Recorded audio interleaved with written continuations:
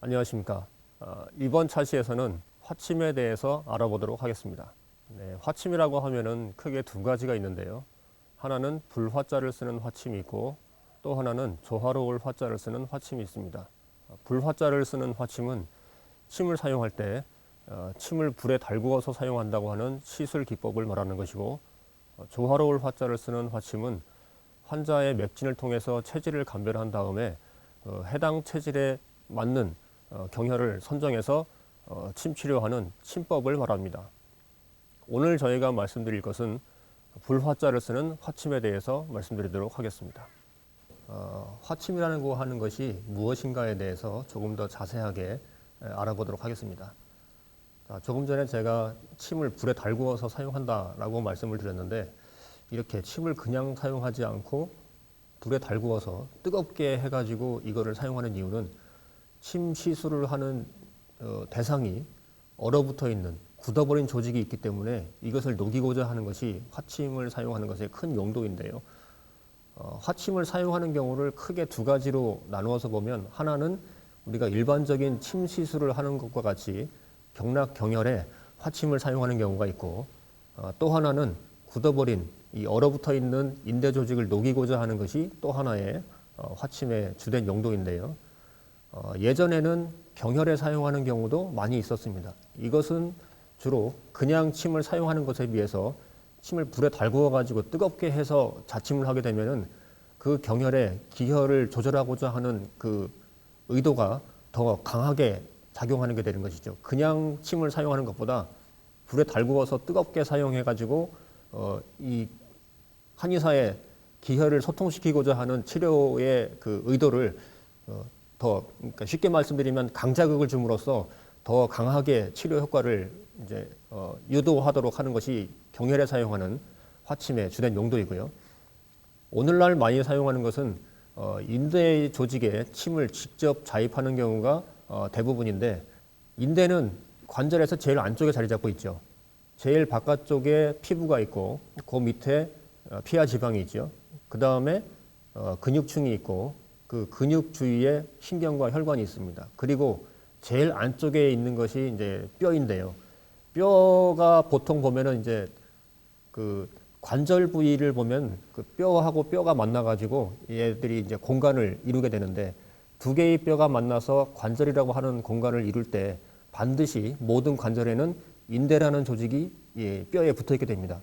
자, 인대가 관절에 있는 이유는 두 개의 뼈가 만나서 관절을 이룰 때 이 관절은 가만히 있는 부위가 아니고 수시로 움직이는 부위죠. 우리가 관절을 사용하지 않고 어떤 동작을 하거나 자세를 바꾼다는 것은 불가능합니다. 그래서 관절이 구부러졌다가 펴졌다, 굴, 신, 그렇죠? 굴하고 신하고 프렉션과 익스텐션을 계속 반복을 하게 되는데요. 모든 관절을 동등하게 고르게 사용하는 것이 아니죠. 어떤 관절은 많이 쓰는 관절이 있고 또 어떤 관절은 하루에 몇 분 안 쓰는 관절들도 있습니다.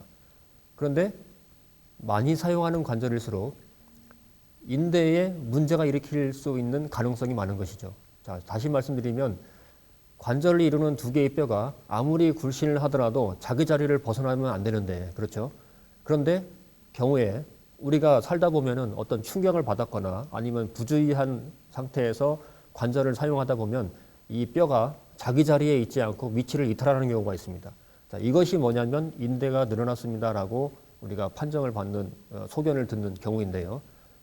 늘어난 인대는 만약에 인대가 늘어나 가지고 관절을 구성하는 뼈가 제자리를 벗어나게 되고, 그래서 관절이 붓거나 달아오르거나 그러면서 염증이 생기고 때로는 시큰시큰하게 아플 수도 있겠죠. 자, 이런 경우에 즉시 치료를 받아가지고 이 늘어난 인대의 수축력을 회복시켜서 제자리를 벗어난 두 개의 뼈가 자기 자리에 다시 돌아오도록 조치를 해줘야 되는데, 여러 가지 이유로 적절한 시기에 치료를 받지 못하고 이렇게 문제가 생긴 관절이 치료를 못 받은 상태로 치를 끌다 보면은 인대가 늘어난 상태에서 굳어버립니다. 그러면 급성기를 지나서 만성기로 갔을 경우에 인대가 늘어난 상태에서 굳어버리면 나중에 이 늘어난 인대의 수축력을 회복해가지고 다시 관절을 제 위치로 돌리기가 처음에 비해서는 매우 어렵게 됩니다. 자, 그 이유는 뭐냐면 인대가 이미 수축성을 잃어버렸기 때문이죠. 자, 이런 경우가 뭐냐면 관절의 인대를 사용하는 대표적인 경우입니다. 그러면 어떤 관절들이 주로 이렇게 화침 시술이 대상이 되느냐? 아무래도 많이 쓰는 관절이 인대에 탈을 일으키기가 쉽게 되고 그런 관절들이 대부분 보면은 화침 시술의 주요 대상이 되는 것이죠. 예를 들면 어깨라든지 아니면 허리 또는 무릎, 발목, 자, 이런 관절들이 주로 화침 시술의 대상이 되는 부위들입니다. 자, 그러면 오늘날 우리가 이렇게 관절 부위에 많이 사용되는 화침 시술이 예전에는 우리 역사 속에서 어떤 사용된 기록이 있는지 자, 이 부분에 대해서 송기청 교수님으로부터 말씀을 듣도록 하겠습니다.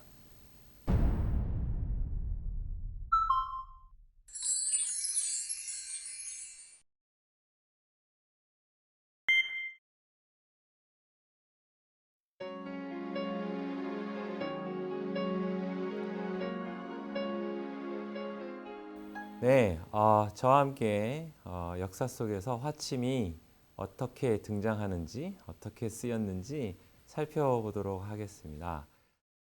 우리 역사 속에서 화침에 대한 기록이 남아 있습니다. 조선시대 때 기록인데요.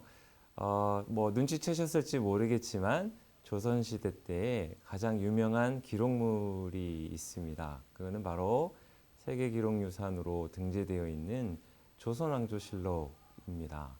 이 조선왕조실록은 태조 때부터 철종에 이르기까지 25대 왕의 기록을 담고 있는 굉장히 방대한 분량의 기록물입니다. 일기 형식으로 되어 있는데요. 왕과 신하의 대화, 또 왕이 내렸던 칙서의 내용, 그 다음에 전국에서 일어났던 특이한 내용들이 모두 이 기록에 담겨져 있습니다. 우리 의학하고 관련된 기록도 역시 남겨져 있는데요. 왕이 아프거나 신하가 아프거나 뭐 또는 어떤 괴질이 돌아서 백성들이 고통을 받거나 뭐 이런 일들이 있을 때 조선왕조실록에서는 그런 내용들을 빠짐없이 기록하고 있습니다. 왕에 대한 질병도 또한 언급이 되어 있는데요. 왕이 피부병을 앓아서 고생을 할 때 신하들이 온천욕을 통해서 치료를 해보면 어떻겠느냐라고 해서 온천을 다녀오는 일, 또 온천을 가고자 하는 일, 또 왕이 자신의 질병에 대해서 신하들에게 묻는 일 등 다양한 질병 기록들이 남아 있습니다. 근데 조선왕조실록 말고 또 기록이 하나 더 있습니다. 승정원 일기인데요. 승정원이라는 것은 잘 알다시피 왕명의 출납을 담당했던 기관인데 이 기관도 그냥 왕명 출납만 담당했던 것이 아니라 일기 형식을 통해서 매일 일어나는 일들을 상세히 기록하고 있습니다. 승정원 일기입니다. 그런데 이 승정원 일기는 조선왕조실록처럼 태조로부터 해서 조선의 거의 마지막까지 기록은 아니고요. 물론 그 이전에도 있었습니다만 지금 현재 남아있는 기록은 인조 때부터 1910년까지의 기록을 담고 있습니다. 근데 이 조선왕조실록보다 승정원 일기는 좀 더 자세한 기록들이 남아 있는데요. 그래서 질병 관련 왕과 관련된 질병 기록을 살펴볼 때 인조 이후라면 조선왕조실록도 잘 살펴봐야 되겠지만 승정원 일기도 살펴봄직합니다. 다시 이제 우리 본론으로 들어와서 화침 이야기를 좀 해야 할 텐데요. 이 화침에 대한 기록은 인조의 기록에서 이 승정원 일기 인조 기록에서 굉장히 많이 찾아볼 수 있습니다. 이 화침은 우리가 앞서 이봉호 교수님이 설명해 주셨던 것처럼 불에 달구어서 놓는 침이기 때문에 굉장히 그 시술법이 그 보통의 침술하고는 판이하게 다릅니다. 그래서 이 침을 쉽게 놓을 수는 없었을 것 같은데 특이한 것은 왕도 어떤 이유 때문이는 다음 시간에 얘기하겠지만 왕도 이 침 시술을 직접 받고 그것을 통해서 질병을 낫고자 하는 그런 기록이 있다라는 사실입니다. 그래서 이 화침이 조선 왕조실록 인조 또 승정원 일기 인조의 그 일기 인조에 관한 일기에 등장을 하는데요. 다음 시간에 이 화침에 대해서 어떻게 문헌에 쓰였는지, 왜 쓰였는지 또 이런 것들을 자세히 알아보도록 하겠습니다.